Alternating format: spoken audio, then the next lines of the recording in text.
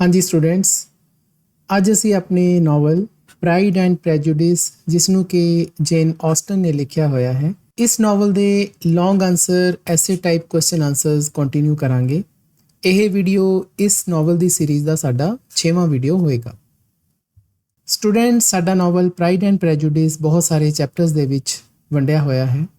ਅਸੀਂ ਬਹੁਤ ਸਾਰੇ ਚੈਪਟਰਸ ਦੀ ਆਲਰੇਡੀ ਸਟੱਡੀ ਕਰ ਚੁੱਕੇ ਹਾਂ। ਇਹਨਾਂ ਚੈਪਟਰਸ ਦੀ ਸਟੱਡੀ ਕਰਦੇ ਹੋਏ ਬਹੁਤ ਸਾਰੇ ਡਿਫਿਕਲਟ ਵਰਡਸ ਆਏ ਨੇ ਜੀ, ਫਰੇਜ਼ਲ ਵਰਬਸ ਆਈਆਂ ਨੇ ਅਤੇ ਈਵਨ ਕਿ ਇਡੀਅਮਸ ਵੀ ਆਏ ਨੇ। ਮੈਂ ਇਹਨਾਂ ਸਾਰੇ ਡਿਫਿਕਲਟ ਵਰਡਸ, ਫਰੇਜ਼ਲ ਵਰਬਸ ਜਾਂ ਇਡੀਅਮਸ ਦੀ ਐਕਸਪਲੇਨੇਸ਼ਨ ਨਾਲ ਦੀ ਨਾਲ ਤੁਹਾਨੂੰ ਪੰਜਾਬੀ 'ਚ ਤਾਂ ਸਮਝਾਈ ਹੀ ਹੈ ਅਤੇ ਨਾਲ ਹੀ ਇੰਗਲਿਸ਼ 'ਚ ਵੀ ਮੈਂ ਉਹਨਾਂ ਦੇ ਮੀਨਿੰਗ ਤੁਹਾਨੂੰ ਪ੍ਰੋਵਾਈਡ ਕੀਤੇ ਨੇ। ਇਸੇ ਤਰ੍ਹਾਂ ਨਾਵਲ ਦੀ ਸਟੱਡੀ ਕਰਦੇ ਹੋਏ ਨਾਵਲ ਦੇ ਵਿੱਚ ਆਏ ਬਹੁਤ ਸਾਰੇ ਕਰੈਕਟਰਸ ਦੇ ਪਰਸਨੈਲਿਟੀ ਨੂੰ ਅਸੀਂ ਹਰ ਪੱਖੋਂ ਐਨਾਲਾਈਜ਼ ਕੀਤਾ ਹੈ ਅਤੇ ਨਾਲ ਹੀ ਨਾਵਲ ਦੇ ਵਿੱਚ ਜੋ ਵੀ ਇੰਪੋਰਟੈਂਟ ਇਵੈਂਟਸ ਆਈਆਂ ਨੇ ਅਸੀਂ ਉਹਨਾਂ ਦੇ ਉੱਪਰ ਬਣੇ ਹੋਏ ਕੁਐਸਚਨ ਆਨਸਰ ਨੂੰ ਬਹੁਤ ਹੀ ਡਿਟੇਲ ਦੇ ਵਿੱਚ ਪੜ੍ਹਿਆ ਹੈ। ਉਮੀਦ ਹੈ ਬੱਚਿਓ ਤੁਸੀਂ ਇਹ ਸਾਰੇ ਵੀਡੀਓਜ਼ ਜ਼ਰੂਰ ਦੇਖੇ ਹੋਣਗੇ।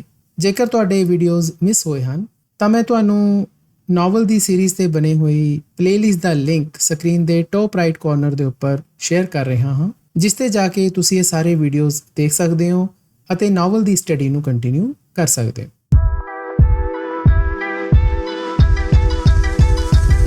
Love learning to lead at Deepak Sood Notes. Students, ਅੱਜ ਜੋ ਅਸੀਂ ਆਪਣਾ ਐਸੇ ਟਾਈਪ ਜਾਂ ਲੌਂਗ ਆਨਸਰ ਕੁਐਸਚਨ ਕਵਰ ਕਰਨ ਜਾ ਰਹੇ ਹਾਂ ਉਹ ਹੈ ਜੀ ਕਿ right the character sketch of Elizabeth ਬੈਨੇਟ। ਜਿੰਨੀ ਕੁ ਵੀ ਹੁਣ ਤੱਕ ਅਸੀਂ ਨਾਵਲ ਦੀ ਸਟੱਡੀ ਕੀਤੀ ਹੈ ਉਸ ਤੋਂ ਸਾਨੂੰ ਇਹ ਪਤਾ ਲੱਗਿਆ ਹੈ ਕਿ ਐਲਿਜ਼ਾਬੈਥ ਬੈਨੇਟ ਨਾਵਲ ਦੀ ਇੱਕ ਬਹੁਤ ਹੀ ਮਹੱਤਵਪੂਰਨ ਪਾਤਰ ਹੈ। ਸਟੂਡੈਂਟਸ, ਕਰੈਕਟਰ ਸਕੈਚ ਦੇ ਬੇਸ ਦੇ ਉੱਪਰ ਤੁਹਾਨੂੰ ਐਗਜ਼ਾਮੀਨੇਸ਼ਨ ਦੇ ਵਿੱਚ ਲੌਂਗ ਆਨਸਰ ਤੇ ਐਸੇ ਟਾਈਪ ਕੁਐਸਚਨਸ ਪੁੱਛੇ ਜਾਂਦੇ ਨੇ।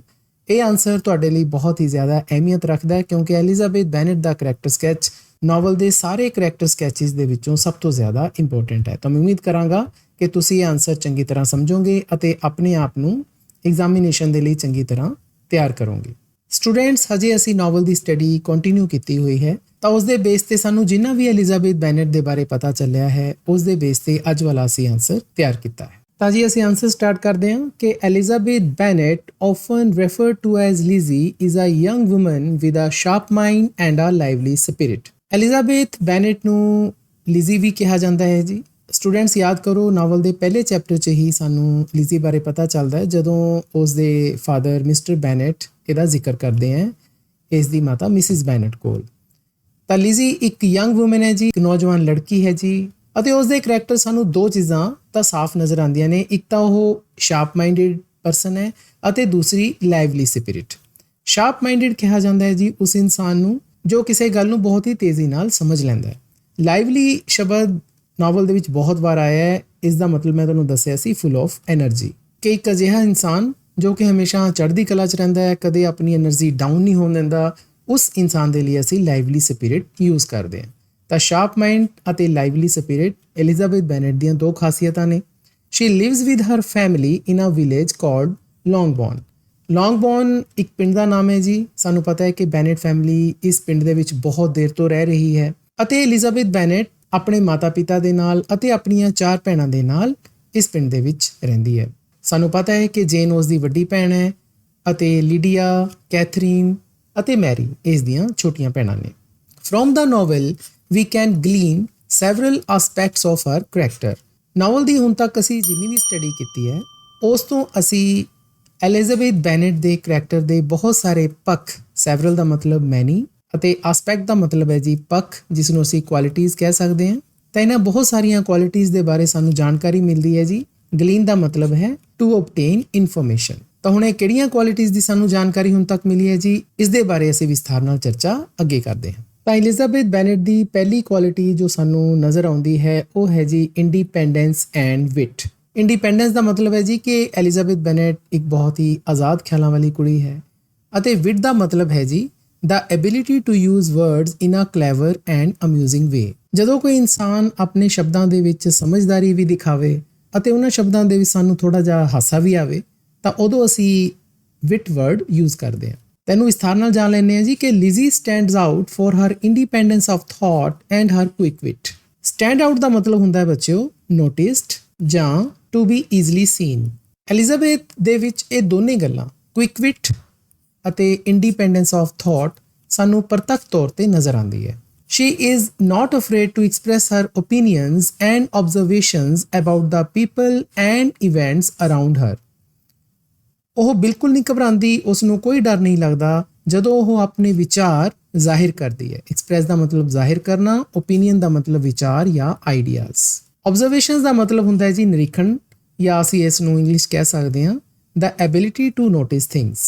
ਕਿ ਐਲਿਜ਼ਾਬੈਥ ਬੈਨੇਟ ਆਪਣੇ ਆਲੇ ਦੁਆਲੇ ਜੋ ਵੀ ਘਟਨਾਵਾਂ ਹੋ ਰਹੀਆਂ ਹੁੰਦੀਆਂ ਨੇ, ਇਵੈਂਟਸ ਦਾ ਮਤਲਬ ਘਟਨਾਵਾਂ, ਅਤੇ ਆਲੇ ਦੁਆਲੇ ਜੋ ਵੀ ਉਸ ਨੂੰ ਲੋਕ ਮਿਲਦੇ ਨੇ ਉਹਨਾਂ ਦੇ ਬਾਰੇ ਉਹ ਆਪਣੀ ਆਬਜ਼ਰਵੇਸ਼ਨਸ ਅਤੇ ਵਿਚਾਰਾਂ ਦੇ ਬਾਰੇ ਆਪਣੇ ਆਪ ਨੂੰ ਜ਼ਾਹਿਰ ਕਰਨ ਤੋਂ ਕਦੇ ਵੀ ਨਹੀਂ ਘਬਰਾਉਂਦੀ, ਕਦੇ ਵੀ ਨਹੀਂ ਡਰਦੀ। ਉਹ ਖੁੱਲ੍ਹ ਕੇ ਆਪਣੀਆਂ ਇਹਨਾਂ ਗੱਲਾਂ ਦਾ ਇਜ਼ਹਾਰ ਕਰਦੀ ਹੈ। Her humour and clever remarks make her a unique character in the novel. ਉਸ ਦੀ ਪਰਸਨੈਲਿਟੀ ਦੇ ਵਿੱਚ ਸਾਨੂੰ ਦੋ ਚੀਜ਼ਾਂ ਹੋਰ ਮਿਲਦੀਆਂ ਨੇ ਜੀ, ਇੱਕ ਤਾਂ ਹਿਊਮਰ ਮਿਲਦਾ ਹੈ, ਦੂਸਰਾ ਕਲੈਵਰ ਰਿਮਾਰਕਸ। ਕਲੈਵਰ ਰਿਮਾਰਕਸ ਦਾ ਮਤਲਬ ਹੈ ਕਿ ਉਹ ਬਹੁਤ ਹੀ ਚਤੁਰਾਈ ਦੇ ਨਾਲ, ਬਹੁਤ ਹੀ ਸਮਝਦਾਰੀ ਦੇ ਨਾਲ ਕਿਸੇ ਵੀ ਗੱਲ ਦਾ ਆਨਸਰ ਦਿੰਦੀ ਹੈ, ਅਤੇ ਉਸ ਦੀਆਂ ਗੱਲਾਂ ਵੀ ਸਾਨੂੰ ਹਿਊਮਰ ਵੀ ਨਜ਼ਰ ਆਉਂਦਾ ਹੈ।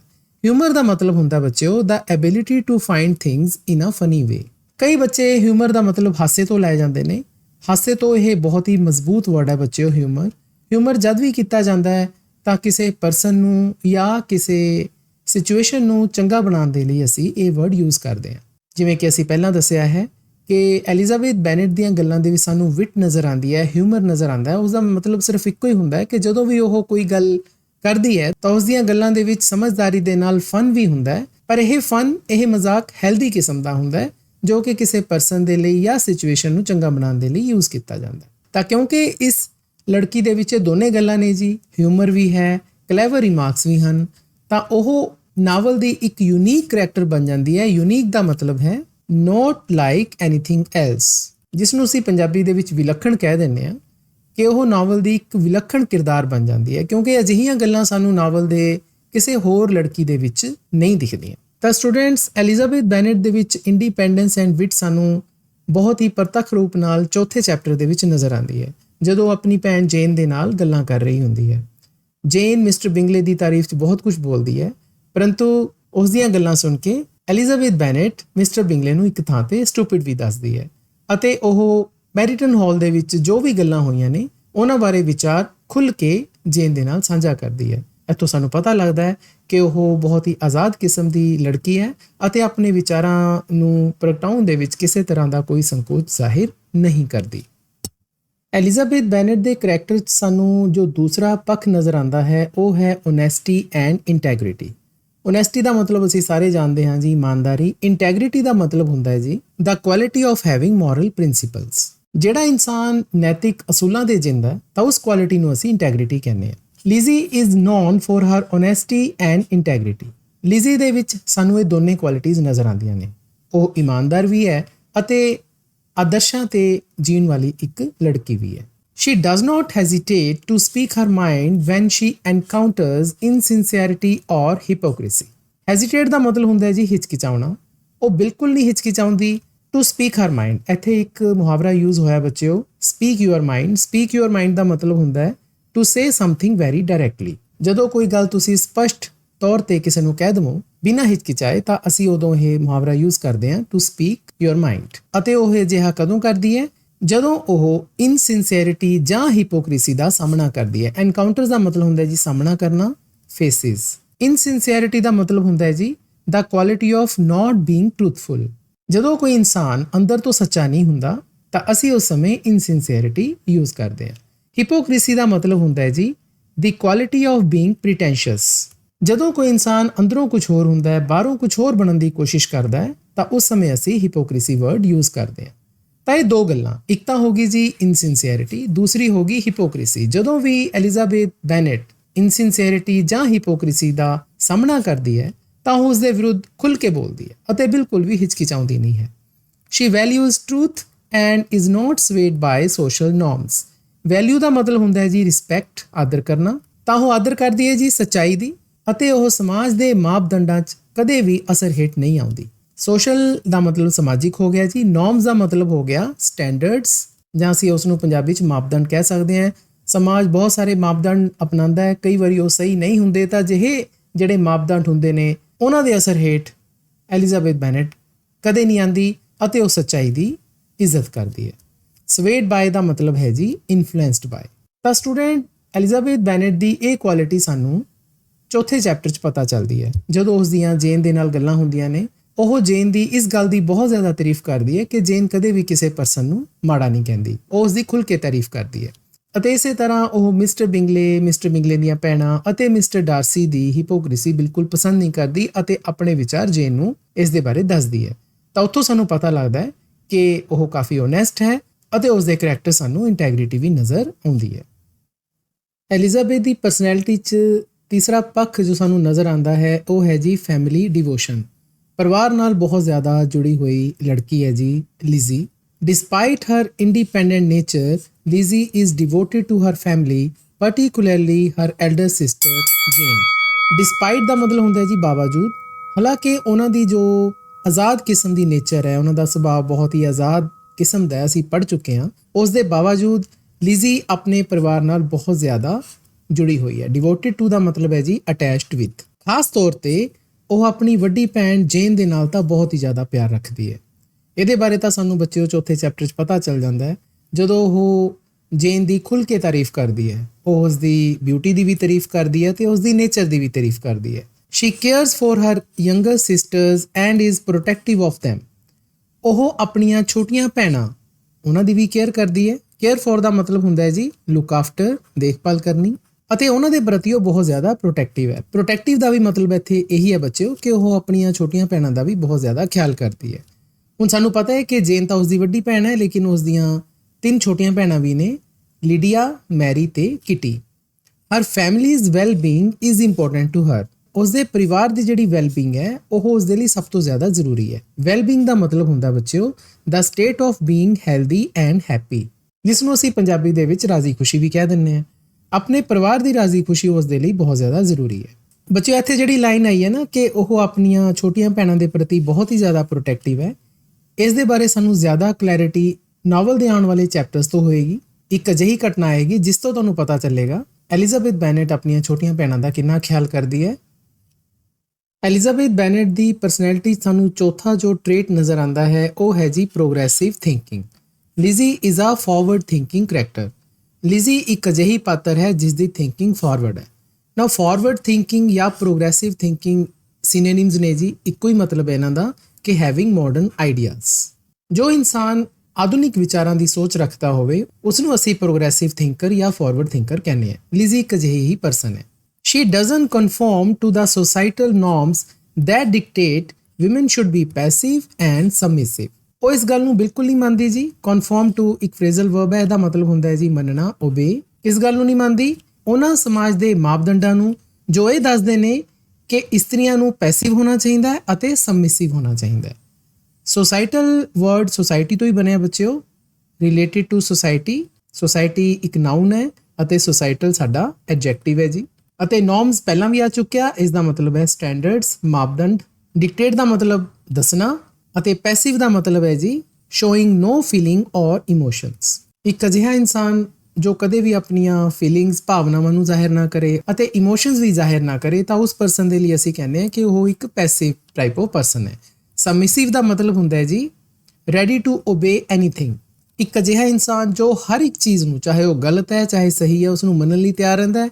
ਅਸੀਂ ਉਸ ਇਨਸਾਨ ਦੇ ਲਈ ਸਬਮਿਸਿਵ ਵਰਡ ਯੂਜ਼ ਕਰਦੇ ਹਾਂ। ਹੁਣ ਇਸ ਲਾਈਨ ਨੂੰ ਇਹ ਸਮਝੋ ਜੀ ਕਿ ਉਹਨਾਂ ਦਿਨਾਂ ਦੇ ਵਿੱਚ ਸਮਾਜ 'ਚ ਇਹ ਚੱਲਦਾ ਸੀ ਜੀ ਕਿ ਜਿਹੜੀਆਂ ਇਸਤਰੀਆਂ ਨੇ ਉਹ ਪੈਸਿਵ ਹੋਣੀਆਂ ਚਾਹੀਦੀਆਂ ਨੇ, ਕਿਸੇ ਤਰ੍ਹਾਂ ਦਾ ਇਮੋਸ਼ਨਸ ਨਾ ਜ਼ਾਹਿਰ ਕਰਨ ਉਹ, ਅਤੇ ਉਹ ਸਬਮਿਸਿਵ ਹੋਣੀਆਂ ਚਾਹੀਦੀਆਂ ਨੇ ਕਿ ਹਰ ਗੱਲ ਨੂੰ ਉਹਨਾਂ ਨੂੰ ਮੰਨ ਲੈਣਾ ਚਾਹੀਦਾ ਹੈ। ਲੇਕਿਨ ਇਹ ਗੱਲਾਂ ਕੌਣ ਨਹੀਂ ਮੰਨਦੀ ਜੀ? ਐਲਿਜ਼ਾਬੈਥ ਬੈਨੇਟ। ਉਸ ਨੂੰ ਇਹ ਗੱਲਾਂ ਬਿਲਕੁਲ ਪਸੰਦ ਨਹੀਂ ਕਿ ਮੈਂ ਪੈਸਿਵ ਹੋਵਾਂ ਜਾਂ ਸਬਮਿਸਿਵ ਹੋਵਾਂ। She forms her own judgments based on character rather than social status. ਉਹ ਆਪਣੇ ਫੈਸਲੇ ਖੁਦ ਲੈਂਦੀ ਹੈ ਜੀ। ਜਜਮੈਂਟ ਦਾ ਮਤਲਬ ਹੁੰਦਾ ਨਿਰਣੇ, ਜਿਹਨੂੰ ਅਸੀਂ ਡਿਸੀਜਨਸ ਵੀ ਕਹਿ ਦਿੰਦੇ ਹਾਂ। ਉਹ ਆਪਣੇ ਫੈਸਲੇ ਖੁਦ ਲੈਂਦੀ ਹੈ ਜੋ ਕਿ ਕਰੈਕਟਰ ਜਾਂ ਪਰਸਨ ਦੇ ਬੇਸ ਦੇ ਉੱਪਰ ਹੁੰਦੇ ਨੇ, ਪਰਸਨ ਦੇ ਆਧਾਰਿਤ ਹੁੰਦੇ ਨੇ, ਨਾ ਕਿ ਉਸ ਦੇ ਸਮਾਜਿਕ ਰੁਤਬੇ ਤੇ। ਸੋਸ਼ਲ ਸਟੇਟਸ ਦਾ ਮਤਲਬ ਸਮਾਜਿਕ ਰੁਤਬਾ।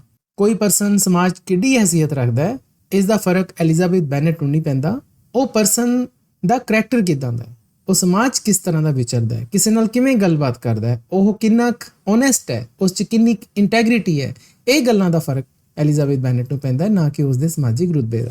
ਤਾਂ ਬੱਚਿਓ ਇਹਦੇ ਬਾਰੇ ਤਾਂ ਸਾਨੂੰ ਤੀਸਰੇ ਚੈਪਟਰ ਦੇ ਵਿੱਚ ਪਤਾ ਲੱਗ ਗਿਆ ਸੀ, ਜਦੋਂ ਮੈਰੀਟਨ ਹਾਲ ਦੇ ਵਿੱਚ ਡਾਂਸ ਪਾਰਟੀ ਹੁੰਦੀ ਹੈ। ਉਸ ਨੂੰ ਬਿਲਕੁਲ ਫਰਕ ਨਹੀਂ ਪੈਂਦਾ ਕਿ ਮਿਸਟਰ ਬਿੰਗਲੇ ਜਾਂ ਮਿਸਟਰ ਬਿੰਗਲੇ ਦੀਆਂ ਭੈਣਾਂ ਜਾਂ ਮਿਸਟਰ ਡਾਰਸੀ ਸਮਾਜ 'ਚ ਕਿੰਨੇ ਕੁ ਅਮੀਰ ਨੇ, ਉਹਨਾਂ ਦਾ ਕਿੱਡਾ ਕੁ ਵੱਡਾ ਸਮਾਜਿਕ ਰੁਤਬਾ ਹੈ। ਜਦੋਂ ਇਹਨਾਂ ਸਾਰੇ ਪਰਸਨ ਦੇ ਵਿੱਚ ਐਲਿਜ਼ਾਬੈਥ ਬੈਨੇਟ ਨੂੰ ਹਿਪੋਕ੍ਰੇਸੀ ਨਜ਼ਰ ਆਉਂਦੀ ਹੈ ਤਾਂ ਉਹ ਇਹਨਾਂ ਨੂੰ ਪਸੰਦ ਨਹੀਂ ਕਰਦੀ।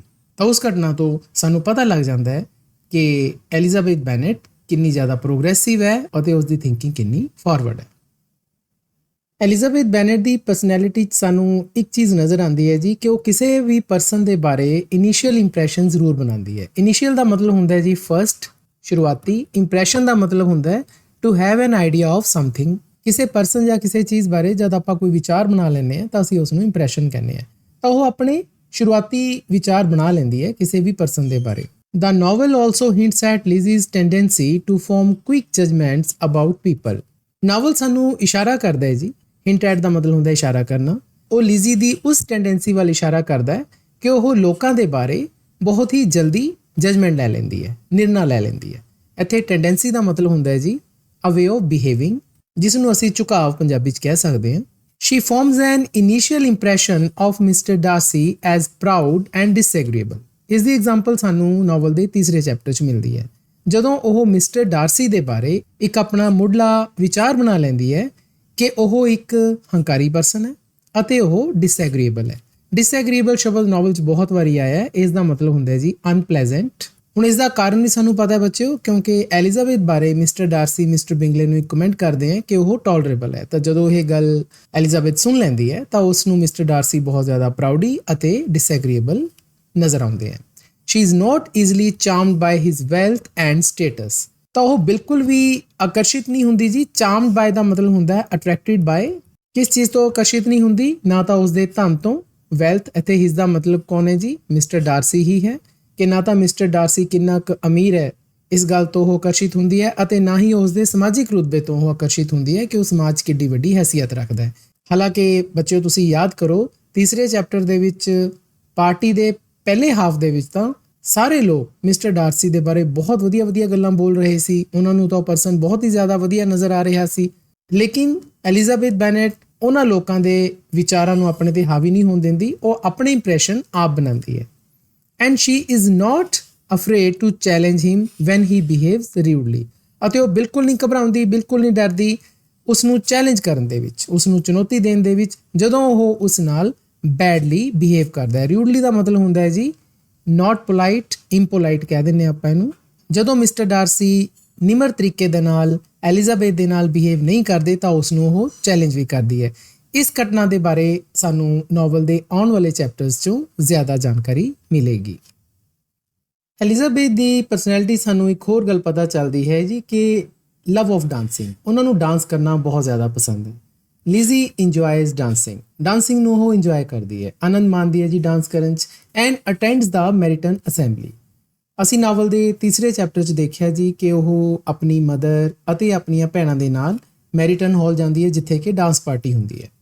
Wear she has a chance to interact with others. ਜਿੱਥੇ ਉਸ ਨੂੰ ਮੌਕਾ ਮਿਲਦਾ ਹੈ ਕਿ ਉਹ ਬਾਕੀ ਲੋਕਾਂ ਨਾਲ ਘੁਲੇ ਮਿਲੇ, ਉਹਨਾਂ ਨਾਲ ਗੱਲਾਂ ਕਰੇ। ਇੱਥੇ ਇੰਟਰੈਕਟ ਵਿਦ ਦਾ ਮਤਲਬ ਹੈ ਜੀ ਮਿਕਸ ਵਿਦ। ਲਿਜ਼ੀ ਨੂੰ ਲੋਕਾਂ ਦੇ ਨਾਲ ਮਿਲਣਾ ਜੁਲਣਾ, ਉਹਨਾਂ ਨਾਲ ਗੱਲਾਂ ਕਰਨੀਆਂ ਬਹੁਤ ਅੱਛੀਆਂ ਲੱਗਦੀਆਂ ਨੇ। She is described as a pleasant dancer and is complimented for her appearance. ਇੱਥੇ ਅਪੀਅਰੈਂਸ ਦਾ ਮਤਲਬ ਹੈ ਜੀ ਲੁੱਕ, ਅਤੇ ਕੰਪਲੀਮੈਂਟ ਦਾ ਮਤਲਬ ਹੁੰਦਾ ਹੈ ਜੀ ਗੁੱਡ ਵਰਡਸ। ਜਦੋਂ ਆਪਾਂ ਕਿਸੇ ਪਰਸਨ ਦੇ ਲਈ ਚੰਗੇ ਸ਼ਬਦ ਯੂਜ਼ ਕਰਦੇ ਹਾਂ ਤਾਂ ਅਸੀਂ ਉੱਥੇ ਕੰਪਲੀਮੈਂਟ ਵਰਡ ਯੂਜ਼ ਕਰਦੇ ਹਾਂ। ਇੱਥੇ ਪਲੇਜ਼ੈਂਟ ਦਾ ਮਤਲਬ ਨਾਈਸ ਤੋਂ ਹੈ ਜੀ, ਵਧੀਆ। ਸ਼ੀ ਇਜ਼ ਡਿਸਕ੍ਰਾਈਬ ਦਾ ਮਤਲਬ ਉਸ ਦੇ ਬਾਰੇ ਦੱਸਿਆ ਜਾਂਦਾ ਹੈ ਕਿ ਉਹ ਇੱਕ ਵਧੀਆ ਡਾਂਸਰ ਹੈ, ਨਾਈਸ ਡਾਂਸਰ ਹੈ, ਅਤੇ ਉਸ ਦੀ ਲੁੱਕ ਕਰਕੇ ਉਸ ਨੂੰ ਚੰਗੇ ਸ਼ਬਦ ਵੀ ਲੋਕਾਂ ਵੱਲੋਂ ਮਿਲਦੇ ਨੇ। ਇਸ ਦੀ ਐਗਜ਼ਾਮਪਲ ਸਾਨੂੰ ਤੀਸਰੇ ਚੈਪਟਰ 'ਚੋਂ ਨਜ਼ਰ ਆਉਂਦੀ ਹੈ, ਜਦੋਂ ਮਿਸਟਰ ਬਿੰਗਲੇ ਮਿਸਟਰ ਡਾਰਸੀ ਕੋਲ ਆਉਂਦਾ ਹੈ ਅਤੇ ਉਹ ਮਿਸਟਰ ਡਾਰਸੀ ਨੂੰ ਐਲਿਜ਼ਾਬੈਥ ਦੇ ਨਾਲ ਡਾਂਸ ਕਰਨ ਦੇ ਲਈ ਕਹਿੰਦਾ ਹੈ। ਉਸ ਸਮੇਂ ਮਿਸਟਰ ਬਿੰਗਲੇ ਐਲਿਜ਼ਾਬੈਥ ਬੈਨੇਟ ਦੇ ਲਈ ਇਹ ਵਰਡਸ ਯੂਜ਼ ਕਰਦਾ ਹੈ ਕਿ ਉਹ ਦੇਖਣ ਦੇ ਵਿੱਚ ਬਿਊਟੀਫੁਲ ਹੈ। ਤਾਂ ਸਟੂਡੈਂਟ, ਸਾਨੂੰ ਪਤਾ ਹੈ ਕਿ ਮੈਰੀਟਨ ਹਾਲ ਦੇ ਵਿੱਚ ਜੋ ਡਾਂਸ ਪਾਰਟੀ ਹੋਈ ਸੀ, ਉਹਦੇ ਪਹਿਲੇ 2 ਡਾਂਸ ਦੇ ਵਿੱਚ ਤਾਂ ਐਲਿਜ਼ਾਬੈਥ ਨੂੰ ਡਾਂਸ ਕਰਨ ਦਾ ਮੌਕਾ ਹੀ ਨਹੀਂ ਮਿਲਿਆ, ਕਿਉਂਕਿ ਉਸ ਸਮੇਂ ਉਹਨਾਂ ਨੂੰ ਕੋਈ ਪਾਰਟਨਰ ਨਹੀਂ ਸੀ ਮਿਲਿਆ। ਉੱਥੇ ਲੇਡੀਜ਼ ਬਹੁਤ ਜ਼ਿਆਦਾ ਸੀ ਅਤੇ ਪੁਰਸ਼ਾਂ ਦੀ ਕਮੀ ਸੀ। ਅਤੇ ਤੁਹਾਨੂੰ ਪਤਾ ਹੈ ਕਿ ਡਾਂਸ ਪਾਰਟੀ 'ਚ ਕਪਲ ਡਾਂਸ ਹੁੰਦਾ ਹੈ, ਤਾਂ ਉਸ ਨੂੰ ਪਾਰਟਨਰ ਨਾ ਮਿਲ ਕਰਕੇ ਉਹ ਡਾਂਸ ਨਹੀਂ ਕਰ ਪਾਈ। ਲੇਕਿਨ ਬਾਅਦ ਦੇ ਵਿੱਚ ਉਹਨਾਂ ਨੇ ਡਾਂਸ ਕੀਤਾ ਸੀ। ਅਤੇ ਨਾਵਲ ਦੇ ਅਗਲੇ ਚੈਪਟਰਸ ਦੇ ਵਿੱਚ ਅਸੀਂ ਦੇਖਾਂਗੇ ਬੱਚਿਓ ਕਿ ਜਦੋਂ ਵੀ ਉਹ ਕਿਸੇ ਪਾਰਟੀ ਜਾਂਦੇ ਹੈ ਤਾਂ ਐਲਿਜ਼ਾਬੈਥ ਬੈਨੇਟ ਡਾਂਸ ਜ਼ਰੂਰ ਕਰਦੇ ਹੈ। ਇੱਥੋਂ ਸਾਨੂੰ ਪਤਾ ਲੱਗਦਾ ਹੈ ਕਿ ਐਲਿਜ਼ਾਬੈਥ ਬੈਨੇਟ ਨੂੰ ਡਾਂਸ ਕਰਨਾ ਬਹੁਤ ਅੱਛਾ ਲੱਗਦਾ। ਸਟੂਡੈਂਟਸ, ਮੈਂ ਤੁਹਾਨੂੰ ਦੱਸਣਾ ਚਾਹਾਂਗਾ ਕਿ ਮੈਂ ਨਾਵਲ ਦੇ ਜਿਸ ਵੀ ਚੈਪਟਰ ਨੂੰ ਤੁਹਾਡੇ ਨਾਲ ਡਿਸਕਸ ਕਰਦਾ ਹਾਂ ਤਾਂ ਉਸ ਦੇ ਟੈਕਸਟ ਨੂੰ ਸਮਝਾਉਣ ਤੋਂ ਬਾਅਦ ਮੈਂ ਉਸ ਚੈਪਟਰ ਦੇ ਟੈਕਸਟ ਦੇ ਆਧਾਰਿਤ ਇੱਕ ਕੁਇਜ਼ ਤੁਹਾਡੇ ਨਾਲ ਹਮੇਸ਼ਾ ਸ਼ੇਅਰ ਕਰਦਾ ਹਾਂ। ਉਸ ਕੁਇਜ਼ ਦੇ ਵਿੱਚ ਮੈਂ ਉਹ ਸਾਰੇ ਕੁਐਸਚਨਸ ਇਨਕਲੂਡ ਕਰਦਾ ਹਾਂ ਜਿਹੜੇ ਕੁਐਸਚਨ ਤੁਹਾਨੂੰ ਐਗਜ਼ਾਮੀਨੇਸ਼ਨ ਦੇ ਵਿੱਚ ਪੁੱਛੇ ਜਾਂਦੇ ਨੇ, ਜਿਵੇਂ ਕਿ ਟਰੂ ਫਾਲਸ, ਫਿਲ ਇਨ ਦਾ ਬਲੈਂਕਸ, ਵਨ ਵਰਡ ਆਨਸਰ ਅਤੇ ਟਿਕ ਦਾ ਕਰੈਕਟ ਆਪਸ਼ਨਸ। ਤਾਂ ਉਹ ਕੁਇਜ਼ ਹਮੇਸ਼ਾ ਬੱਚਿਓ ਤੁਹਾਡੀ ਵੀਡੀਓ ਦੇ ਨੀਚੇ ਡਿਸਕ੍ਰਿਪਸ਼ਨ ਬਾਕਸ ਦੇ ਵਿੱਚ ਮੌਜੂਦ ਹੁੰਦਾ ਹੈ। ਇਸ ਦਾ ਲਿੰਕ ਜਿਵੇਂ ਕਿ ਤੁਸੀਂ ਸਕਰੀਨ ਦੇ ਉੱਪਰ ਦੇਖ ਪਾ ਰਹੇ ਹੋ, ਬਿਲਕੁਲ ਟੌਪ ਦੇ ਉੱਪਰ ਮੈਂ ਉਸ ਨੂੰ ਐਨਸਰਕਲ ਕੀਤਾ ਹੈ। ਜਿਵੇਂ ਹੀ ਤੁਸੀਂ ਇਸ ਲਿੰਕ ਦੇ ਉੱਪਰ ਟਿਕ ਕਰਦੇ ਹੋ ਤਾਂ ਤੁਸੀਂ ਸਿੱਧੇ ਕੁਇਜ਼ ਤੇ ਪਹੁੰਚ ਜਾਂਦੇ ਹੋ। ਤਾਂ ਜਿਸ ਤਰ੍ਹਾਂ ਹੀ ਤੁਸੀਂ ਕੁਇਜ਼ ਤੇ ਪਹੁੰਚਦੇ ਹੋ ਤਾਂ ਉੱਥੇ ਤੁਹਾਨੂੰ ਇਹ ਸਾਰੇ ਕੁਐਸਚਨਸ ਮਿਲਦੇ ਨੇ। ਤਾਂ ਬੱਚਿਓ ਤੁਸੀਂ ਇਹ ਸਾਰੇ ਕੁਐਸਚਨ ਹੱਲ ਕਰਨੇ ਨੇ, ਸੋਲਵ ਕਰਨੇ ਨੇ ਅਤੇ ਇਹ ਸਾਰਾ ਕੁਇਜ਼ ਸਬਮਿਟ ਕਰਨਾ ਹੈ। ਇਸ ਦੇ ਨਾਲ ਤੁਹਾਡੀ ਐਗਜ਼ਾਮੀਨੇਸ਼ਨ ਦੀ ਤਾਂ ਪ੍ਰੈਕਟਿਸ ਹੋਏਗੀ ਹੀ ਅਤੇ ਨਾਲ ਹੀ ਤੁਹਾਨੂੰ ਨਾਵਲ ਦੀ ਵੀ ਪੂਰੀ ਤਰ੍ਹਾਂ ਸਮਝ ਆਏਗੀ। ਤਾਂ ਬਿਲਕੁਲ ਇਸੇ ਤਰ੍ਹਾਂ ਦੇ ਕੁਇਜ਼ ਬੱਚਿਓ ਮੈਂ ਹਰ ਚੈਪਟਰ ਦੇ ਟੈਕਸਟ ਨੂੰ ਸਮਝਾਉਣ ਤੋਂ ਬਾਅਦ ਤੁਹਾਡੇ ਲਈ ਤਿਆਰ ਕੀਤੇ ਨੇ।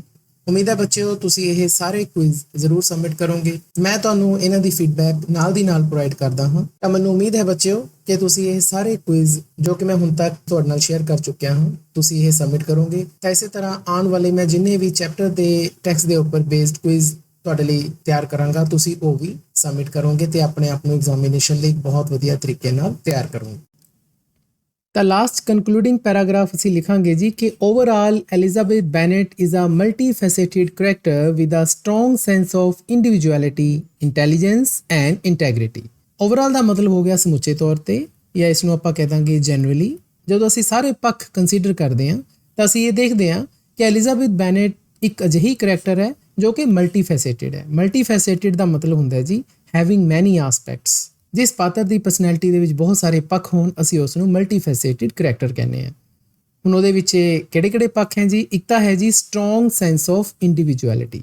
ਇਹ ਫਰੇਜ਼ ਪੂਰਾ ਇਕੱਠੇ ਦਾ ਇਕੱਠਾ ਹੀ ਆਉਂਦਾ ਬੱਚਿਓ। ਇਸ ਦਾ ਮਤਲਬ ਹੁੰਦਾ ਹੈ ਹੈਵਿੰਗ ਅ ਯੂਨੀਕ ਆਈਡੈਂਟੀਟੀ।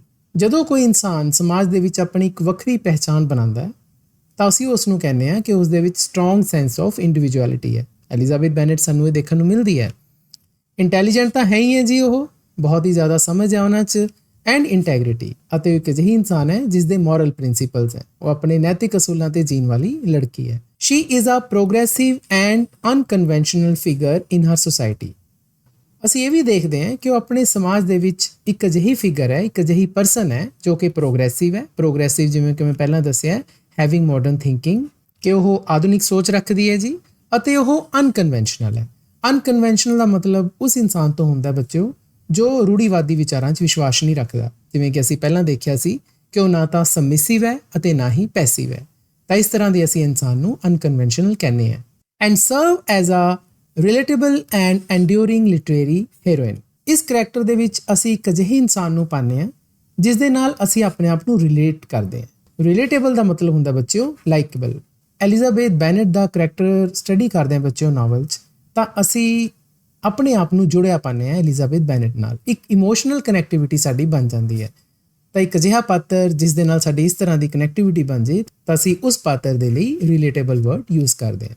ਅਤੇ ਉਹ ਐਂਡਿਊਰਿੰਗ ਲਿਟਰੇਰੀ ਹੀਰੋਇਨ ਵੀ ਨੇ ਜੀ। ਹੀਰੋਇਨ ਦਾ ਮਤਲਬ ਨਾਇਕਾ, ਲਿਟਰੇਰੀ ਦਾ ਮਤਲਬ ਹੋ ਗਿਆ ਜੀ ਆਫ ਲਿਟਰੇਚਰ। ਜਿਹੜੀ ਚੀਜ਼ ਸਾਹਿਤ ਨਾਲ ਜੁੜੀ ਹੁੰਦੀ ਹੈ ਅਸੀਂ ਉਸ ਨੂੰ ਲਿਟਰੇਰੀ ਕਹਿੰਦੇ ਹਾਂ।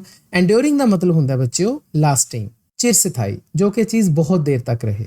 ਇਸ ਲਾਈਨ ਦਾ ਮਤਲਬ ਇਹ ਹੋਇਆ ਬੱਚਿਓ ਕਿ ਐਲਿਜ਼ਾਬੈਥ ਬੈਨੇਟ ਦਾ ਕਰੈਕਟਰ ਇੱਕ ਅਜਿਹੀ ਨਾਇਕਾ ਦਾ ਹੈ ਜੋ ਆਪਣੀ ਛਾਪ ਰੀਡਰਸ ਦੇ ਉੱਤੇ ਬਹੁਤ ਦੇਰ ਤੱਕ ਛੱਡ ਕੇ ਰੱਖਦੀ ਹੈ। ਤਾਂ ਇਸੇ ਦੇ ਨਾਲ ਸਾਡਾ ਐਲਿਜ਼ਾਬੈਥ ਬੈਨੇਟ ਦਾ ਕਰੈਕਟਰ ਸਕੈਚ ਕੰਪਲੀਟ ਹੁੰਦਾ ਹੈ। ਜੇਕਰ ਫਿਰ ਵੀ ਬੱਚਿਓ ਤੁਹਾਡਾ ਕੋਈ ਡਾਊਟ ਹੈ ਤਾਂ ਤੁਸੀਂ ਮੈਨੂੰ ਕਮੈਂਟ ਸੈਕਸ਼ਨ ਦੇ ਵਿੱਚ ਪੁੱਛ ਸਕਦੇ ਹੋ। ਵੀਡੀਓ ਦੇ ਐਂਡ ਤੇ ਮੈਂ ਤੁਹਾਨੂੰ ਨਾਵਲ ਤੇ ਬਣੀਆਂ ਹੋਈਆਂ ਹੋਰ ਬਹੁਤ ਸਾਰੀ ਵੀਡੀਓਜ਼ ਦੇ ਲਿੰਕ ਸਕਰੀਨ ਦੇ ਉੱਤੇ ਸ਼ੇਅਰ ਕਰ ਰਿਹਾ ਹਾਂ। ਨੈਕਸਟ ਵੀਡੀਓ ਦੇ ਵਿੱਚ ਆਪਾਂ ਨਾਵਲ ਦੀ ਸਟੱਡੀ ਜਾਰੀ ਰੱਖਾਂਗੇ ਜੀ। ਫਿਰ ਮਿਲਦੇ ਹਾਂ। ਧੰਨਵਾਦ।